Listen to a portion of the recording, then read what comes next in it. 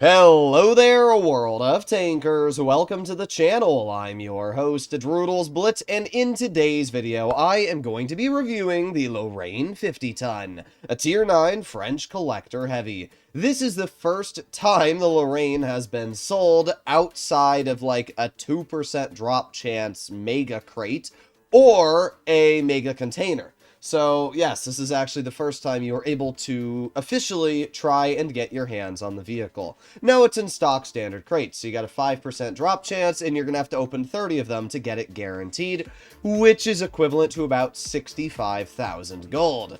I'm going to be letting you know my personal feelings, thoughts, and opinions on this vehicle today. Obviously, if you're wanting to spend that gold to pick it up, that's entirely up to you. But I can tell you that this tank will be sold more in the future, and most likely for quite a cheaper price tag. So, let's get straight into it. Starting off, let's take a look at the statistics it has going, and then we'll take a look at the armor profile. The Lorraine actually has a really good gun, like 2,400 DPM. That's with Cali. If you were running Rammer, you have almost 2,600 damage per minute, making this one of the highest damage per minute Tier 9 heavies in the game. The vehicle has pretty solid dispersion at 0.277, and its aiming time, oof, not great actually, at 4 seconds, especially when you realize the vehicle is sitting at only 380 damage per shot, and the on-movement dispersion isn't a whole lot better. I can tell you that this gun feels very similar to that of an AMX M454 in the fact that it blooms a lot when moving. And even though its base dispersion is very good, unlike the AMX M4s, it still can be very derpy sometimes, which you will notice probably when I'm driving it. When it comes to the penetration values, quite good. 270 millimeters of APCR standard and 362 on the gold, so you're not going to have to worry too much about penetration. You're going to cut through most opponents. The vehicle also features 10 degrees of gun depression, making it very flexible. It has a top speed of 43 kilometers per hour. It reverses at 15 and has a power to weight ratio of 16.7. So overall, it's a fairly mobile and super high DPM gun depression heavy. How does it stack up in the armor department? Well, it actually has more armor than you would probably think. We can see here that the hull armor, well, it's terrible. It's only 150 millimeters thick, meaning that basically any shell hitting you in the hull is going to pen. Same for the lower plate, it's only about 200. I mean, believe it or not, the lower plate's actually stronger than the upper plate, but yeah, in general, you're not going to get bounces anywhere on your hull armor. However, the turret, even if we load gold and have 360 millimeters of premium pen, is still very hard to cut through. We can see at weakest, the turret is about 290 to 320 millimeters thick, and the whole upper part of the turret is upwards of 400 to 600, and it has no visible hatches when using the gun depression. So, in reality, the Lorraine actually is a very strong turret, especially when going up against lower-tiered opponents, and it is going to allow this vehicle to actually get away with some rather aggressive moves on a hill. However, do keep in mind that this hull is very large and very exposed, so while you may think you're using your gun depression, in reality, a lot of times you might actually be showing your turret and the hull, and then they'll just butter through your hull at any angle. I do like this tank, but the gun can be rather annoying. That's really the only part of the vehicle that does throw me off sometimes. When it comes to the equipment loadout, it's my stock standard. I'm running calibrated shells, I'm running enhanced gun laying drive and refined gun, I'm running extra HP being improved assembly, and then the rest is obviously just the basic stuff. When it comes to consumables, this vehicle does feature tungsten rounds. So even though its average damage is a little bit lower at 380, you can actually increase that upwards of 440 using tungsten, and obviously pairing that with adrenaline, you can have some absolutely bonkers level of DPM, which, yeah, let's try and make that DPM even higher by running high-end consumables today instead of a consumable delivery system.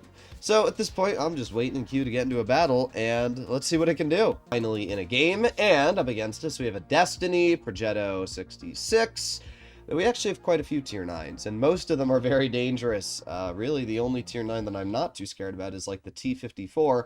Even the TL7-120 is a very, very solid gun and really good damage per minute values.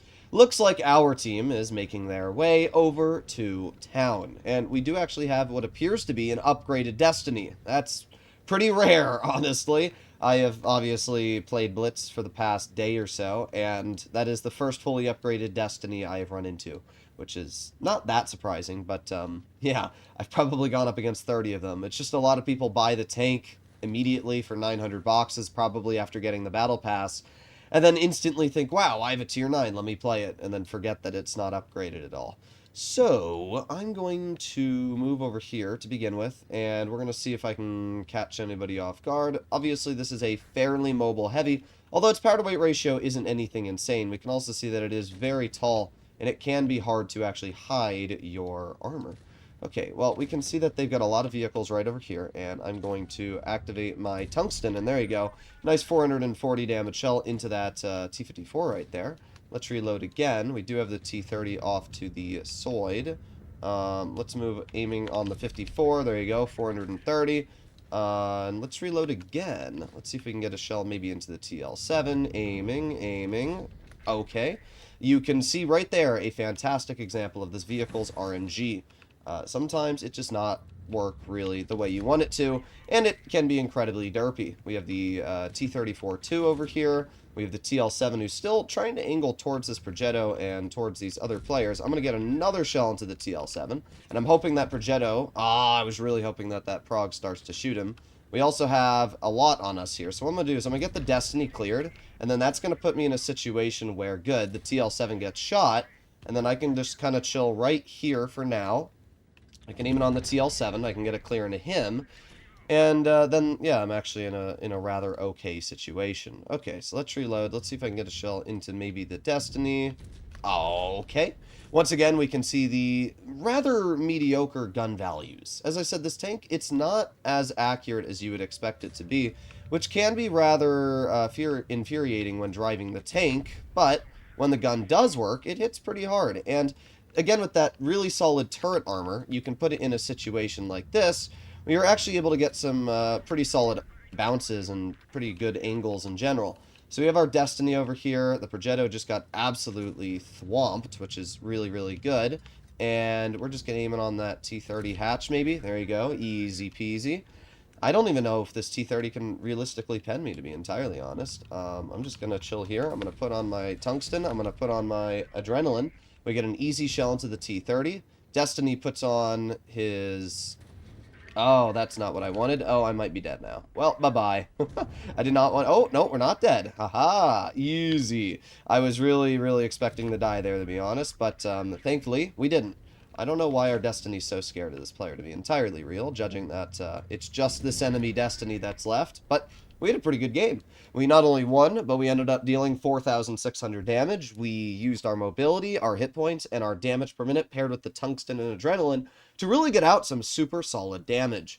Now, you did notice multiple moments where the kind of goofy on-movement dispersion occurred. We shot at that rear of the TL7, and it went into the turret instead of the hull. That could have actually made a big difference in that game. Like, obviously we won either way, but if that shell had gone into the back of the engine where I aimed, that would have done upwards of 500 to 600 damage, and then I wouldn't have had to fire another shell into him to clear him later in that battle. So, yeah, sometimes this gun can be very annoying, and that's not something that I am entirely fond of. But, because it has so much DPM, because it has pretty good mobility and armor, you can do very well in the Lorraine, as we saw from this first game, where we not only aced the vehicle, but did just shy of 5,000 damage. So let's try one more game in this tank. This one we have, wow, another whole batch of Destinies.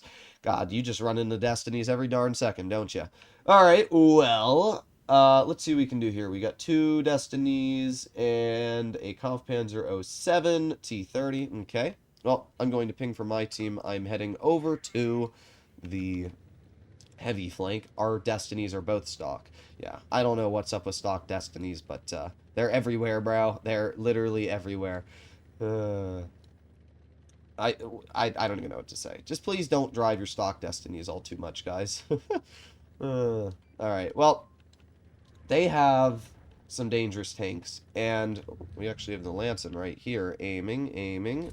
Yeah, that was a rather surprising shell, but we hit it, and that's all that really matters. We have the KPZ, we have the T-30 as well. Aiming. Boom. Now you can see when you are fully aimed in, this gun is actually pretty accurate, and yeah, we've hit 2 of our shots with that accuracy when fully aimed in. Like, it's not a terrible gun when you can get it to work. It's just a little bit awkward sometimes, right? Let's aim it on the KPZ. There you go. Nice 440 damage shell. We have a stock Destiny right in front of us, and I'm just going to move right over towards this stock Destiny as of now. We're going to aim it on his vehicle. He just fired, so we can aim it on his tank, get a nice 440 damage shell. Our team's doing all right so far.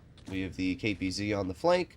I don't want to be shot by that T-30, and I know that the T-30 is over there, so I'm being a little bit cautious. But if we move over here, I can aim it on the Destiny. I get an easy clear into his turret, and just like that, we are already up to 1,700 damage, and in a pretty solid situation here. We have the Lancin, which we get a nice 388 shell into.